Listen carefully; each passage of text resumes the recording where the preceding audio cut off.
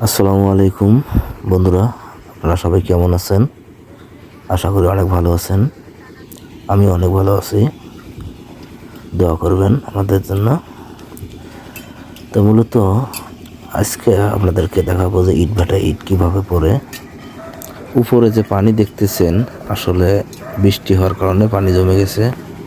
চলেন ইটভাটা কীভাবে ইট পড়ে সেটা দেখেন। এগুলো হলো কয়লা, যা স্লো দিয়ে মারতেছে।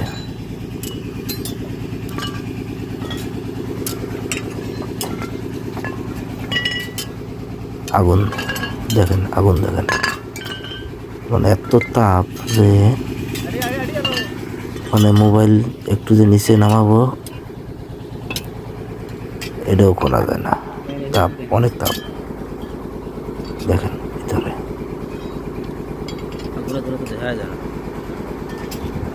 ভিতরে কিরকম আগুন, দেখেন কয়লা দিলে কিরকম করে জ্বলিয়ে ওঠে। এটা আবার ভালো করে দেখেন। এগুলো হলো চুলো, উপর থেকে কয়লা মারলে নিচে চলে যাবে, এটা সিঁড়ি সিস্টেম আছে। এগুলো নিচে যে কাজটা হয়েছে এই কাজটা মূলত আমরাই করি। যেভাবে একটা সিঁড়িতে মানুষ ওঠে ওই রকম সিঁড়ি সিস্টেম আছে, যে কয়লা মারলে উপর থেকে নিচে একবার থাক থাক থাক করে চলে যাবে।